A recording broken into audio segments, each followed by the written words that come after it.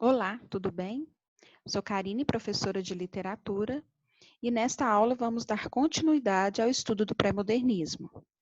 Nas aulas anteriores, nós falamos primeiro do contexto histórico e das características do pré-modernismo. Falamos também do Euclides da Cunha, do Monteiro Lobato, e hoje vamos falar do terceiro autor deste período, que é o Lima Barreto. O Lima Barreto, ele era visto, né, como o triste visionário, porque ele é como se ele estivesse prevendo o futuro do Brasil, o que aconteceria, né, com o Brasil. Bom, o Lima Barreto ele vai falar muito da questão da marginalização urbana. Isso é um reflexo da vida dele, né? O Lima Barreto era mestiço, ele era muito inteligente. Por exemplo, ele fazia concursos e ele não era passava, ele não era nomeado simplesmente por causa da raça, né? E então sofreu muito com isso, né? Esse preconceito que ele viveu. Então, a gente vai perceber nas obras dele, ele vai falar sobre o negro, né, o mestiço, ele vai falar sobre o subúrbio carioca, que foi o lugar onde ele viveu. Ele vai falar muito sobre a questão dos alcoólatras. O pai dele, ele perde a mãe cedo e o pai não suporta, né, aquela situação, acaba virando alcoólatra. Naquela época, os alcoólatras viviam em hospícios, então ele fica, né, por longos períodos acompanhando o pai no hospício e, infelizmente, no final da vida, Lima Barreto também se torna alcoólatra, né, e morre totalmente sem reconhecimento nenhum, né, da sociedade.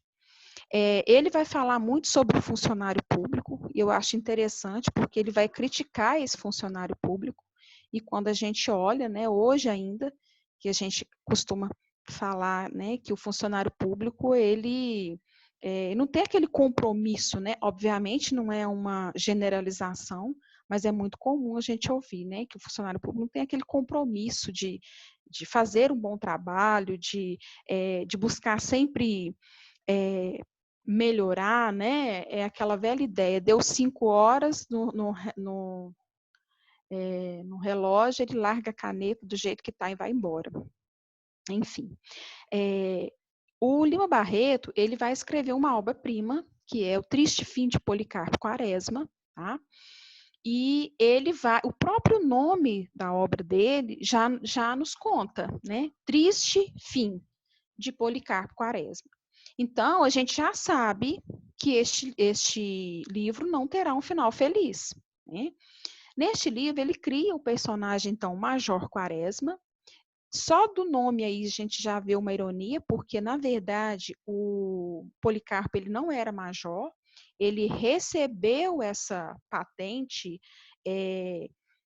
por questões de privilégio mesmo, e aí ele já faz, né, uma crítica a uma conduta comum, né? Uma situação comum que o Brasil vivia, né? E esse Major Quaresma, ele era um nacionalista fanático, tá?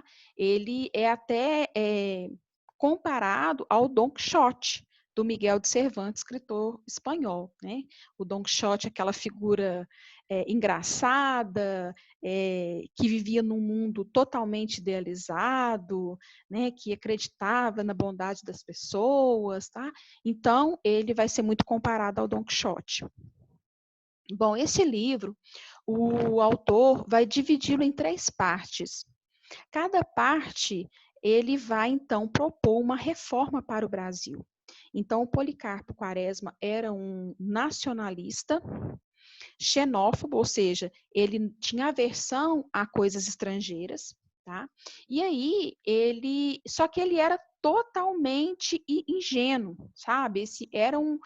Ele era um funcionário público, ele era um funcionário público exemplar, né? Daí uma ironia que ele fala, né?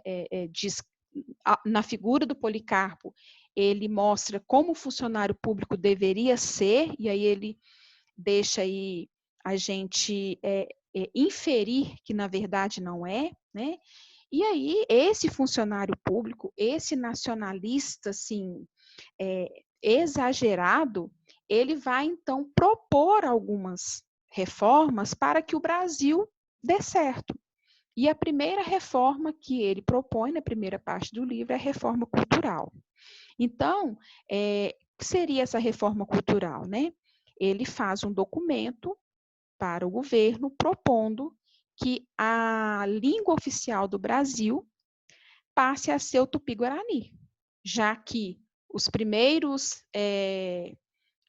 moradores, né, os primeiros povos aqui do Brasil eram índios, né?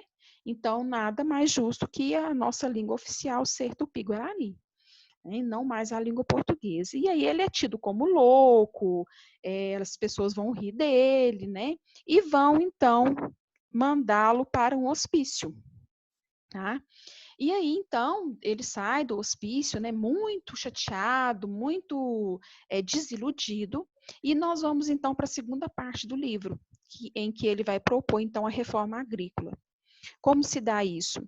Ele, triste com aquela situação vivida, né, com a reforma cultural, ele, então, vai comprar um sítio e decidir que ele vai plantar e comprovar aquilo que Caminha disse quando chegou ao Brasil. Né? Não sei se vocês lembram, na carta que ele faz para o rei de Portugal, ele diz, aqui se plantando tudo dá. Né? E aí o Policarpo, então, com essa ideia, ele vai acreditar, sim, que são terras férteis e que vai dar tudo certo. Só que ele vai fracassar, porque ele vai estar diante de um solo totalmente estéril, ele vai ter um ataque de saúvas, né, formigas, e principalmente nessa parte ele vai fazer uma crítica à falta de apoio do governo ao pequeno agricultor. Bom, segunda decepção vai para a terceira parte do livro. Na terceira parte, ele vai propor, então, uma reforma política. Tá? Na época, era governo do Floriano Peixoto. E aí, ele se alista para fazer parte da revolta da Armada, e ele vai, então, trabalhar onde os perseguidos, né, ficavam presos. E aí ele começa a perceber lá que tinha muita injustiça, muita gente sendo presa sem justificativa, muita gente sendo fuzilada sem um motivo justo, né? E aí ele então escreve uma carta para Floriano Peixoto, na maior ingenuidade do mundo, né? Dizendo que, de forma bem enérgica, né, que havia muita perseguição, que as pessoas eram presas sem motivo, eram fuziladas sem motivos, e a resposta que ele recebe, né, é a prisão, ele é preso e é condenado ao fuzilamento também. Tá? Então, a gente entende que as três propostas que ele faz para o Brasil, infelizmente, elas não têm sucesso. E aí, né, ao final de sua jornada, Policarpo descobre um Brasil inóspito, precário, infecundo e opressor. E se a gente olhar hoje, né, a gente muito pouco mudou, certo? Então, nessa obra, o autor ele vai criticar a vida suburbana, a insensibilidade dos ricos, o parasitismo e a superficialidade do funcionário público, a incompetência, corrupção e hipocrisia dos políticos e o autoritarismo dos militares. Bom, então nós terminamos aqui mais um autor do pré-modernismo. Espero que vocês estejam acompanhando, estejam gostando. E não deixem de acompanhar, nós teremos ainda mais um autor desse período. Até a próxima.